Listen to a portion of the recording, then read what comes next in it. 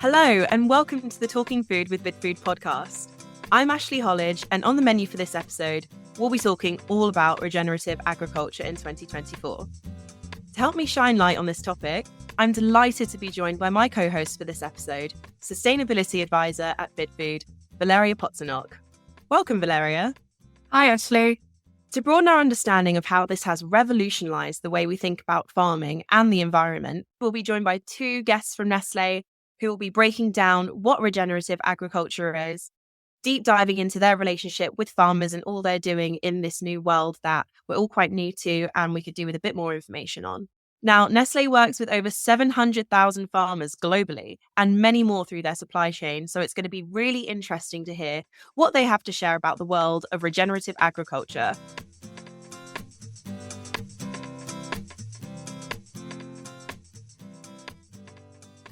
I'm excited to say that we are now joined by Kate Edley. Welcome, Kate. Can you share a bit about your role at Nestlé, please? I work in the Nestlé Professional side of Nestlé, working in our savoury food brands, specialising in our Maggi brand, but also really passionate about our garden gourmet plant-based brand. From a personal perspective, I love sustainability topics and regenerative agriculture in particular. So I'm really excited to share that insight that we've got and so everyone can learn a bit more about it. And we're also joined by Katrina Harrison. Welcome, Katrina. Could you also tell me a bit about your role at Nestlé?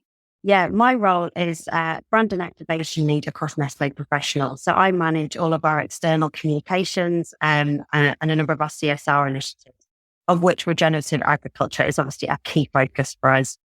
Much like Kate, I'm incredibly passionate about sustainability and really regenerative agriculture is a topic very close to my heart as well. Kate, the question on many of our listeners' lips is, what is regenerative agriculture? We've said it so many times, but it'd be great to hear what it actually is. It sounds like it's a really new term, but actually it's absolutely not a new concept. It's a way and an approach of farming that works in partnership with nature. So some big things that are connected to it are related to soil health and soil fertility. And we'll talk a little bit more about why that's super important a bit later. It also incorporates how we can use and optimize our water resources and also boost biodiversity. It's about working in harmony with nature and the wonderful world that is, and whilst allowing the farms themselves to flourish. There's no formal agreement of exactly what it means. And given the topics I just mentioned, you can understand that because there's lots of different concepts that are involved. But what's starting to happen with those that are involved in regenerative agriculture is that that everyone is starting to align against a certain number of principles around regenerative agriculture and always putting farmers at the heart of this topic. So the big pillars it's soil health, making sure it's full of life. Now, a really healthy soil is full of microbes and fungus and a network of roots. And healthy soils are fantastic. They bring in carbon from the atmosphere. They boost the nutrients in the soil and therefore can help boost the nutrients in the plant. So soil health is really, really important. And on a completely personal note, I love growing vegetables myself, and I know how super important having a healthy soil is. So for anybody out there who's got a garden or an allotment, then I'm sure that you'll understand the importance of a healthy soil. Biodiversity is the second big one, and that's about making sure that there's plenty of birds, animals, and building the habitats and creating habitats for a wide diversity of animals and plants and nature to be in. An interesting one that some people don't know about, perhaps, is about how to bring livestock into perhaps crop farms. It's been done for hundreds of years, and we've perhaps lost that a little bit in recent years as we've specialised in certain crops. How can that be brought back into the farming world? Water is probably one that, and water management is probably not a surprise. And the last two really interconnect, and they are about making sure that it's farmer-centric. And Katrina will talk a little bit more about this later. But they're the experts. They're out there every day on their farms, and they really understand what's going on in their environments. And the second one linked to that is about context. Now, these principles are really fantastic, but they all can only be applied in different ways because of the nature of the farms. A dairy farm in North Yorkshire is obviously completely different to a cocoa or a coffee farm on the equator. So context is really important. And actually, even within small geographies, now the UK is not a large country, but even our country has different ecosystems and different farms so that's why context and the farmer-centric is really, really super, super important. And a lot of this all comes back together about making sure that there's a holistic approach to farming. And the big thing, and I spoke about it right at the beginning, I sort of end this with this last topic, is about the soil. We want to make sure it's resilient. We want to make sure that the farms are resilient. That's because they absorb more emissions. Also, resilience is a word that we will start to talk a lot more about as we go into the future years. We know that climate change is sort of upon us. There's some fluctuations in weather patterns. We want to make sure that the farming and the farming communities are resilient to those changes and part of the solution as we go forward. It's definitely something with a lot of layers. Thank you for giving such a great explanation. Now, Kate mentioned there are several challenges to regenerative agriculture for businesses and farmers. And Katrina, what, in your opinion, are the main challenges to regenerative agriculture in Nestlé's experience so far? And what are the main lessons learned from those challenges in previous and current projects in the field? One of the first challenges that most businesses will encounter is the short-term economic benefit. So my colleagues continually remind me that one of their toughest jobs is to remind everyone to be patient. Businesses tend to want an ROI of around 3 years or less, but we just can't do that with regenerative agriculture. On some farms, emissions can go up before they go down, and in the short term, yields can also decrease. So we really do need to take a long-term view when it comes to regenerative agriculture and keep reminding everybody of that, whether it's farmers or business or shareholders. It's a really long-term view. And this is also why we need to make the case to farmers really compelling, to give them the confidence that we will support them both in the short term and the long term to make that transition. I think the second key challenge is how we can collaborate more across the supply chain. We need to collaborate with our farmers within our supply chain to find best practices to reduce carbon, how they can benefit the farmer and biodiversity to ensure we're all sharing the learnings to each other to accelerate initiatives that really do deliver the greatest result. When we talk about regenerative farming, we obviously look at the health of the soil, but we also need to look at the social impact that affect each farm too.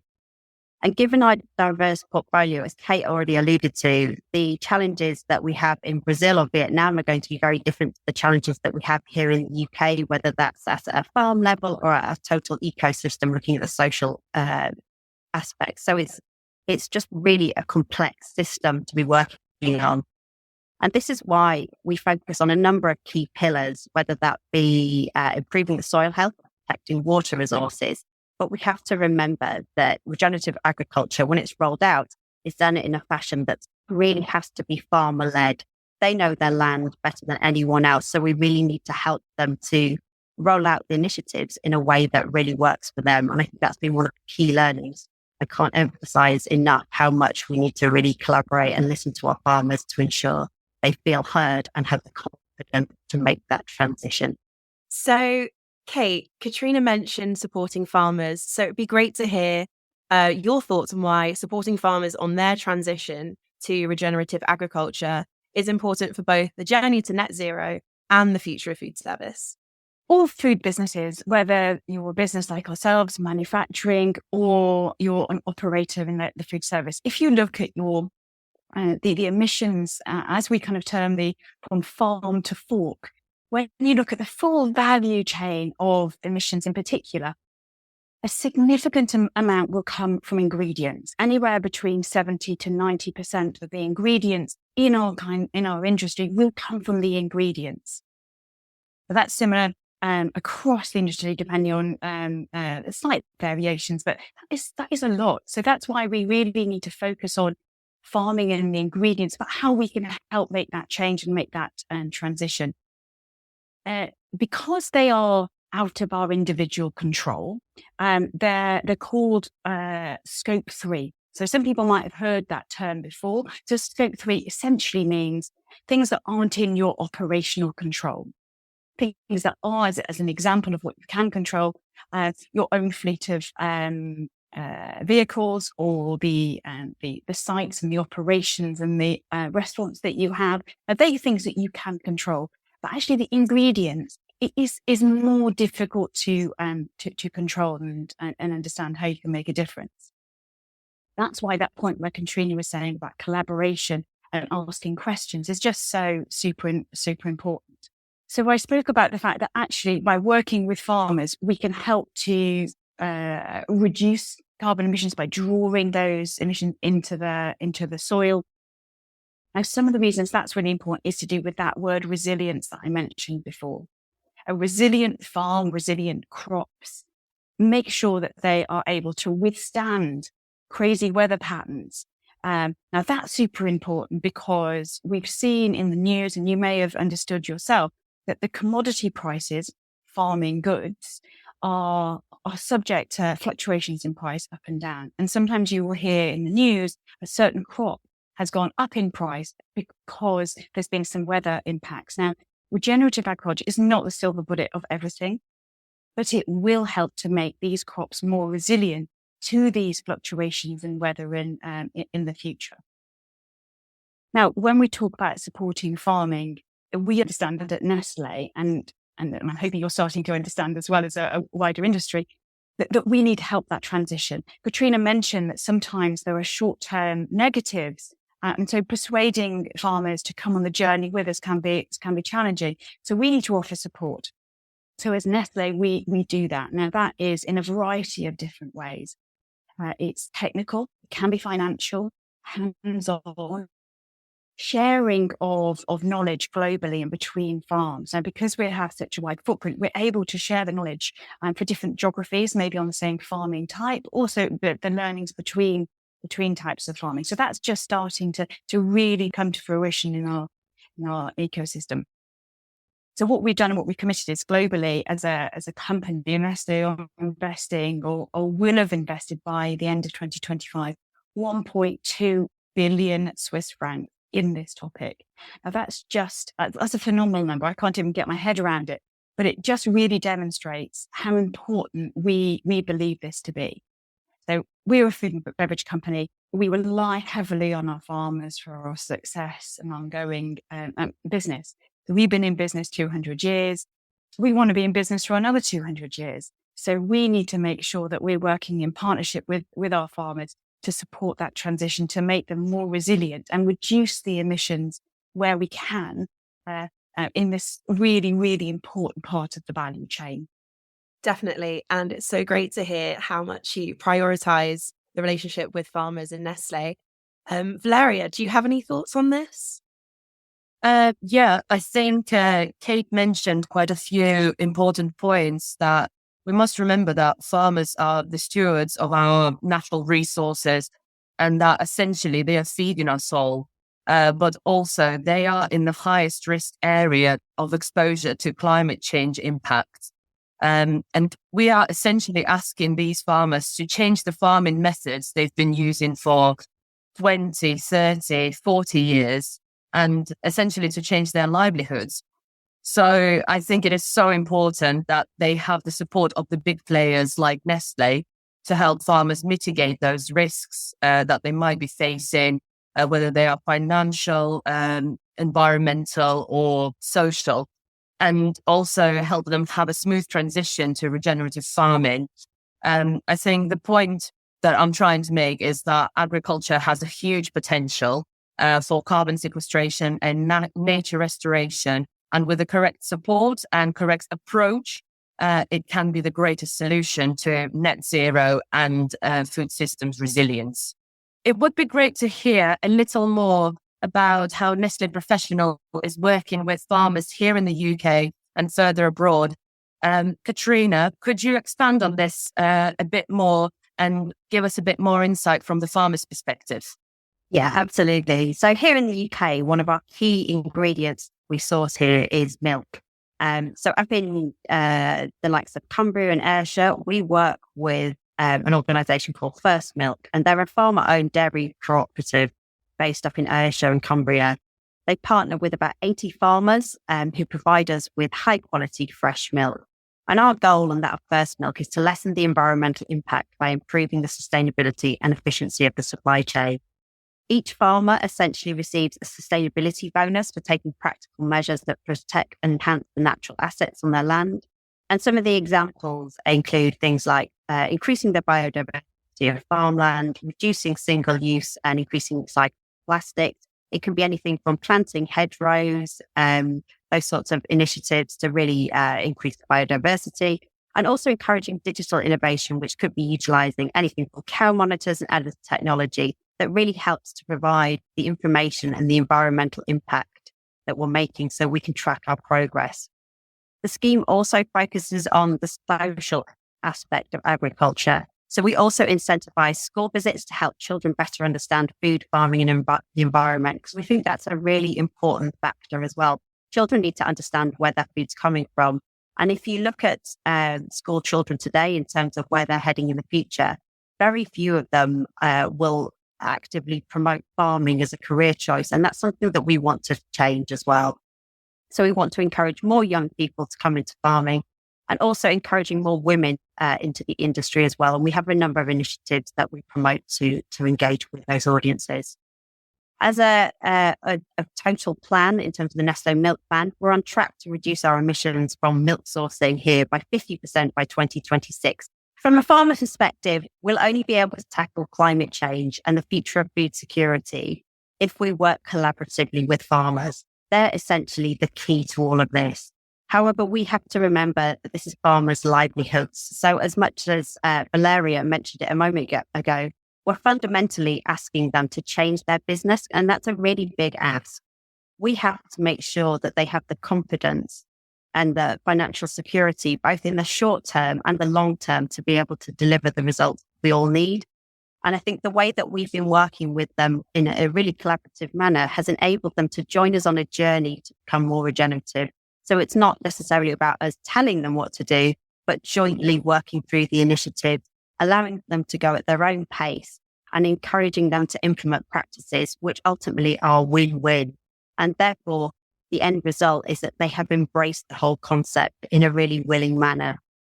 Having spoken to one of the farmers during a recent trip up to Cumbria, it's really amazing to be able to hear firsthand the positive impact we're making at a farm level. It's clear that the investment through the Nestlé Milk Plan, the positive impact we're making to be able to allow our farmers to accelerate the transition that they need to make. The investment has allowed them to understand which of the initiatives are working for them and implement them at a greater pace than they would have been able to otherwise. And I think that as a result of that, we've been able to understand which of those initiatives are working, and we'll have been able to then accelerate those initiatives across other farms to have a stronger impact overall. It's hugely important for us to understand that in the short term, yield can go down. And so the implications for farms can be quite intense. So we need to make sure that they're really confident with that transition period to make sure that they have the confidence to make the changes that we all need. Thank you for that. It's great to hear that all the work that Nestlé is doing to support the farmers. And also thank you for helping us paint a clearer picture on farmers' experience.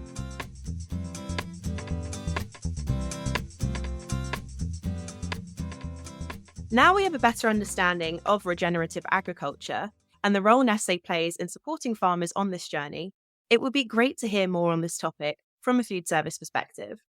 Valeria, is there anything organisations can do better when collaborating to move faster towards regenerative agriculture? There certainly is. And I think there are a few things actually that can be improved.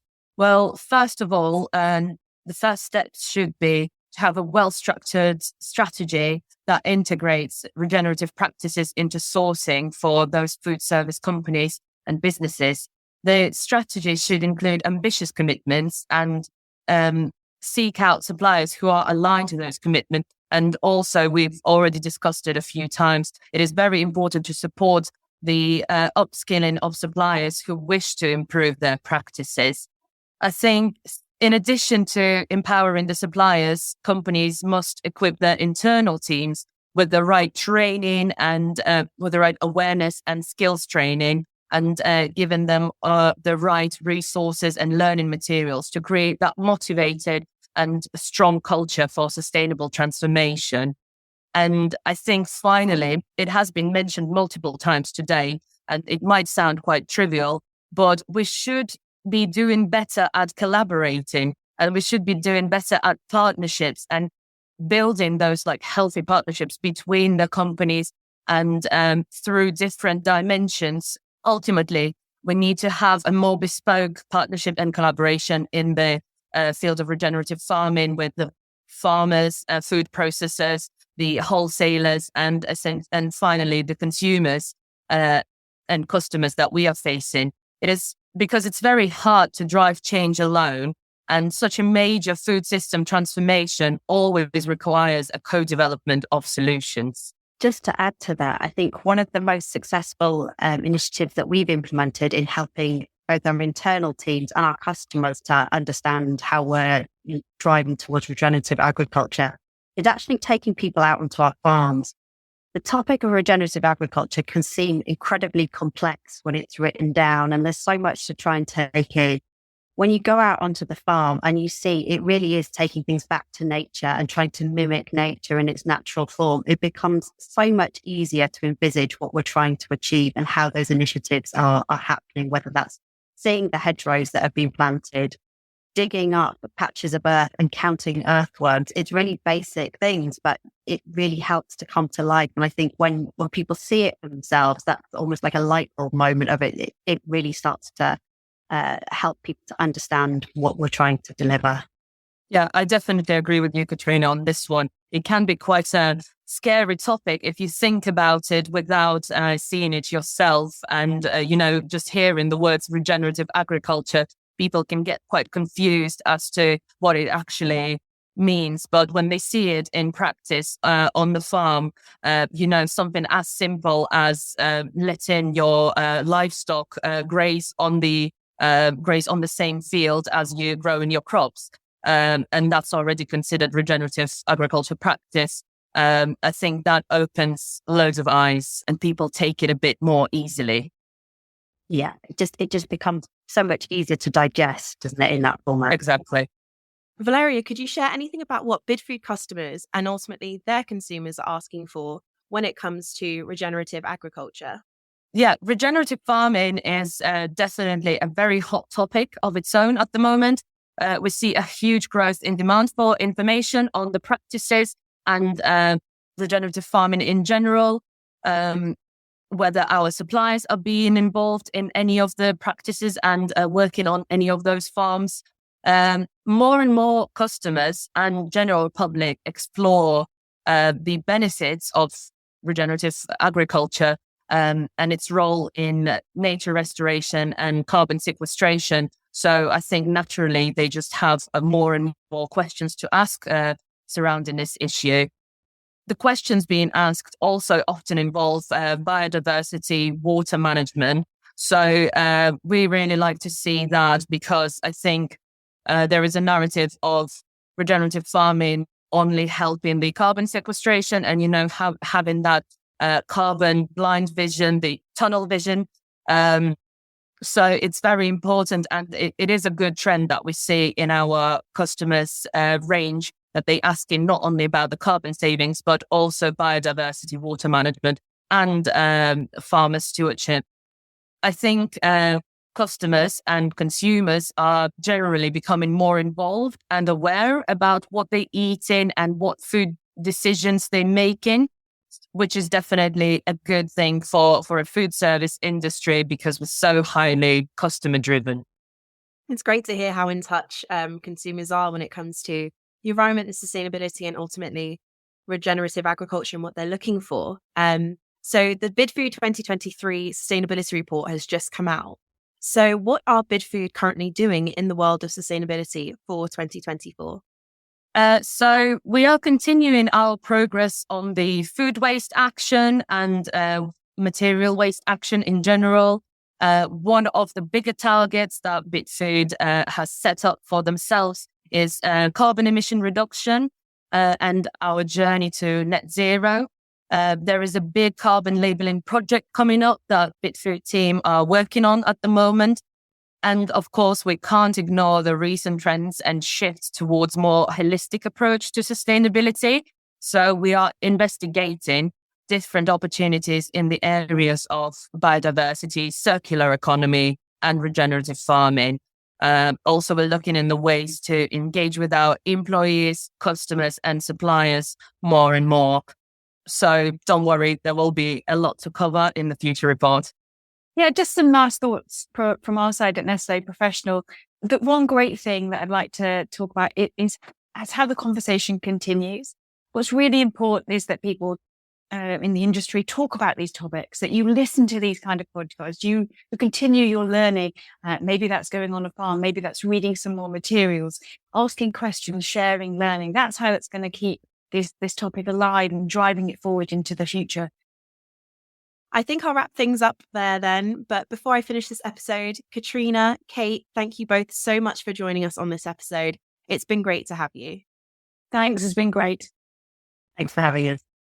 And of course, Valeria, thank you for being such a fantastic co-host on your first episode on the podcast. I hope you enjoyed it. I did very much. Thank you. I hope you've enjoyed listening to all that our guests have to share about regenerative agriculture. It's really interesting to see the different layers that are within this world and all that they're doing with farmers and also behind the scenes that we might not even know about. If you're keen to learn more about regenerative agriculture, make sure to pop down to our show notes for more information. And we've also hosted a number of recent episodes on sustainability and food service, which you definitely don't want to miss out on. There's some really good stuff in there. Go to our podcast feed to find them. You won't miss them there. Thank you for joining us for this episode. If you enjoyed it and you're hungry for more, please make sure you follow us so you don't miss out on all our exciting episodes to come.